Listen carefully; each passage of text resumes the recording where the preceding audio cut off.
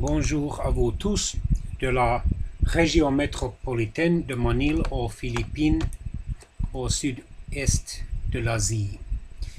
Aux élections générales ou législatives québécoises du 1er octobre 2018,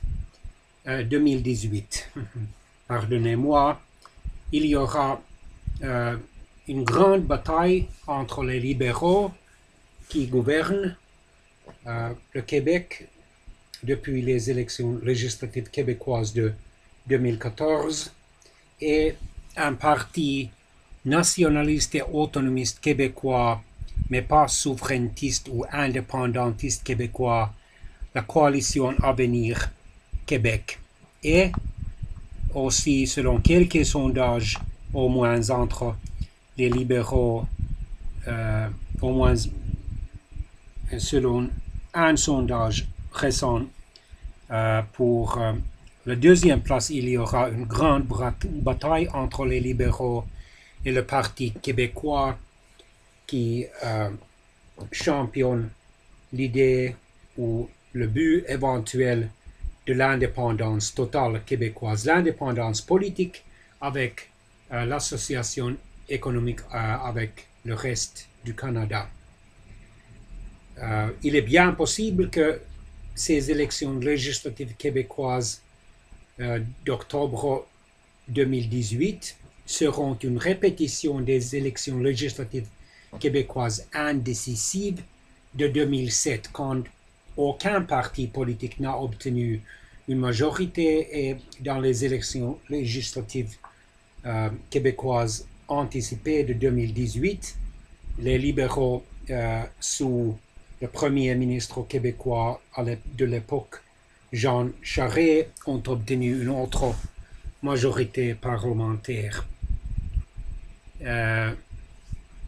Selon les 4 sondages les plus récents disponibles sur la page du Wikipédia concernant ces élections, la coalition Avenir obtiendrait entre 32 et 42% des voix si ces élections auraient lieu aujourd'hui.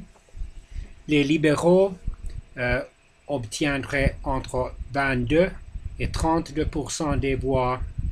Le Parti québécois obtiendrait entre 18 et 21% des voix. Et le Québec solidaire obtiendrait entre 8 et 14% des voix. Les Verts et les conservateurs obtiendraient seulement entre 2 et 4% des voix, les conservateurs seulement entre 1 et 4% des voix. Si la coalition Avenir Québec reçoit une pluralité ou une majorité fonctionnante des 125 députés de l'Assemblée nationale, c'est-à-dire le Parlement provincial québécois, il est bien possible que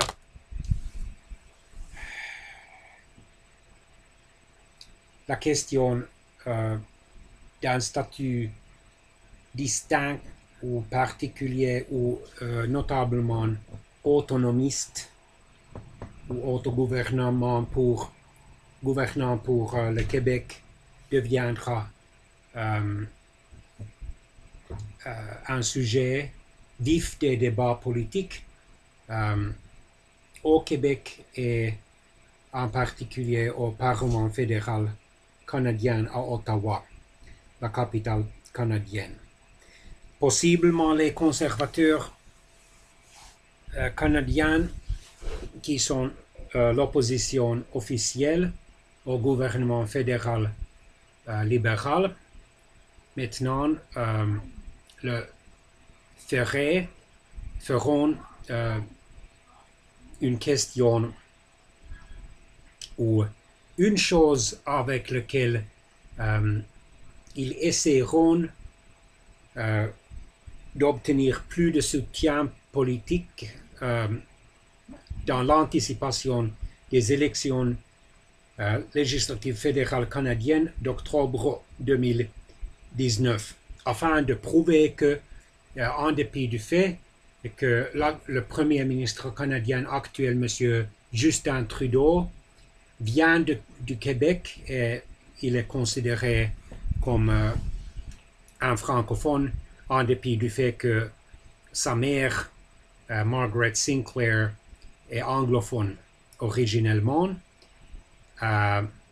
que selon les arguments partisans de quelques conservateurs radicaux, que l'actuel gouvernement fédéral canadien ne peut pas se débrouiller efficacement ou suffisamment efficacement afin de prévenir une autre crise constitutionnelle et la menace d'un autre référendum québécois sur la souveraineté ou même sur l'indépendance.